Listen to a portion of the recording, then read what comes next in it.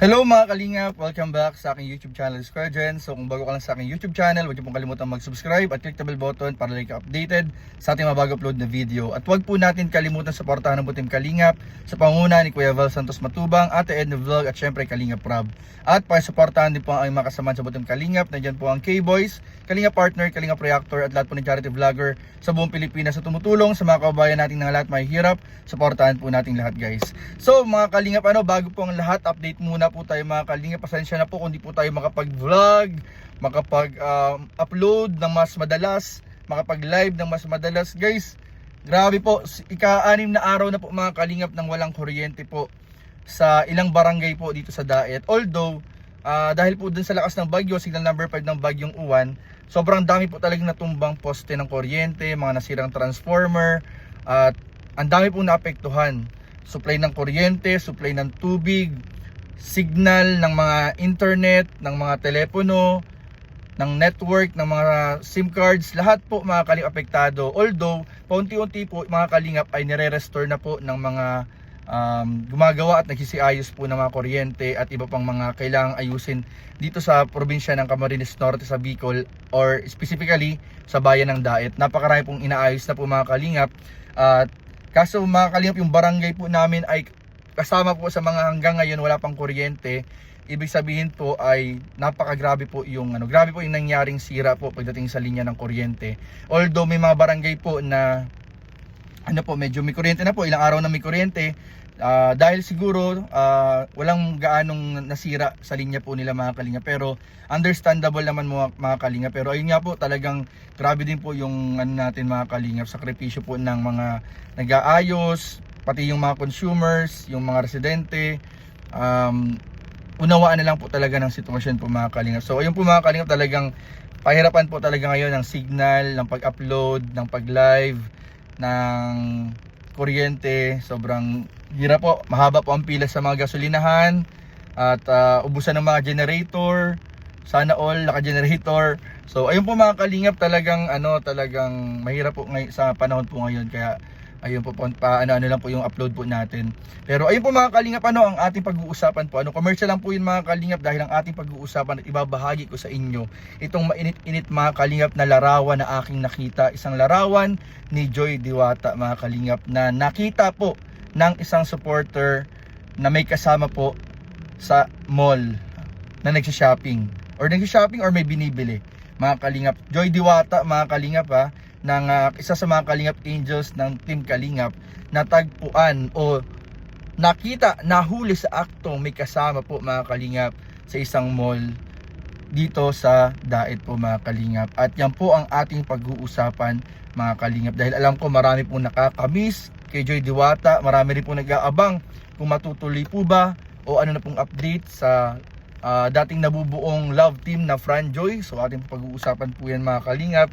At syempre po ito mga Kalingap na nakita po, mismong napicturan pa po mga Kalingap, na si Joy Diwata po ay may kasama sa isang mall mga Kalingap. Grabe po, ito talaga, nung nakita ko to kanina, nagulat ako mga Kalingap. Sabi ko, ay grabe, hindi ako makapaniwala, pero grabe po mga Kalingap. Sigurado po mga Kalingap na magugulat din po ang mga taga-suporta ni Joy Diwata kapag nakita po ninyo itong larawan na ibabahagi ko sa inyo mga Kalingap.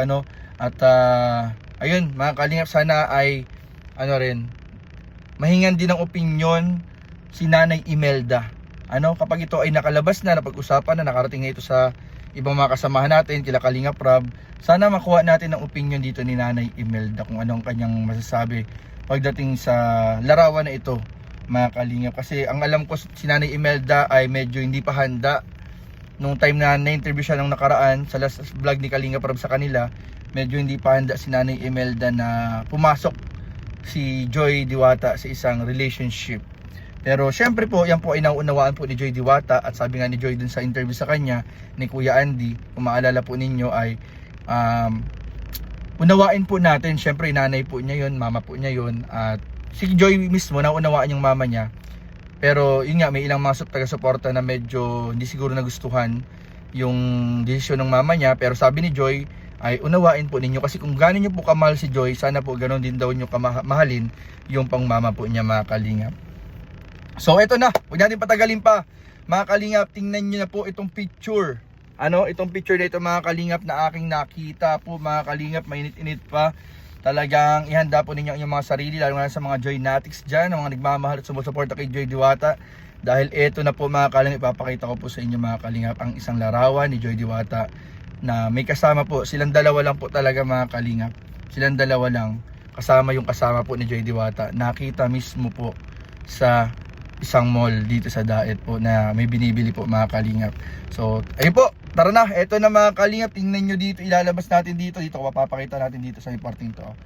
Yan, eto po mga kalingap, ano, kita nyo po dyan mga kalingap, malinaw na malinaw po mga kalingap, si Joy Diwata kasama si Fran. Ayan mga kalingap, sheesh, grabe, alam ko maraming kikiligin, maraming matutuwa, maraming magiging masaya na taga-suporta ng Fran Joy.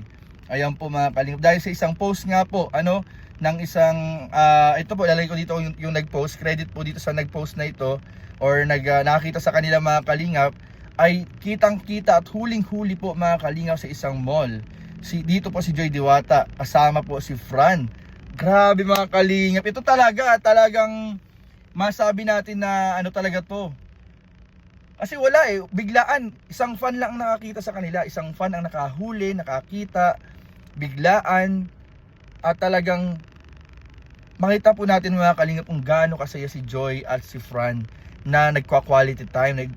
Parang ano to mga kalingap parang date na rin to mga kalingap. Yung mga panahon na ganyan, yung ganyang mga edadan, pag ganyan na sinasamahan mo yung isang babaeng mamili o kaya naman ay parehas kayong nasa isang mall, ay mga kalingap, date na po yan mga kalingap. Date na po matawag po yan mga kalingap, at hindi na may pagkakaila na ito po mga kalingap ay may namumuo na po talaga. Ano? So, ano kaya ang masasabi dito nila Kalingap Rab, ni Joy, paano niya ipapaliwanag ito, paano niya ni Fran, paano niya ipapaliwanag itong larawan na ito na lumabas na ipinost ng isang fan na nakakita sa kanila. At ano kayo masasabi ni Nanay Imelda at ng mga kapamilya niya, at syempre yung mga taga-suporta. So comment down below mga kalingap kung ano po masasabi po ninyo dito sa picture na ito na ating nakita po mga kalingap. Dahil grabe po, napakalinaw po mga kalingap, hindi po may kakaila na po mga kalingap na nagkakaroon na po ng mga dating off cam, ano, kahit walang vlog, nagkikita, nagde-date po itong si Joy Diwata at si Fran. So ayun po mga kalingap, ano, parang ano na to, di ko alam kung sasabihin nila na ito ay dahil trabaho ni Fran na maging personal assistant ni Joy Diwata, pero off cam, walang vlog, tapos nagde-date, nasa isang mall, silang dalawa lang. I don't think so. Parang ito ay more than just a personal assistant work mga kalingap. So kayo mga kalingap, ano po sa tingin ninyo mga kalingap, comment down below. At pag-usapan po natin sa susunod po nating episode o upload na tungkol po kay Joy at kay Fran mga kalingap. So yun lang po, at maraming po salamat sa panonood. Please don't forget to like, comment, share, and subscribe sa ating mga video. Maraming po salamat. God bless. Bye bye.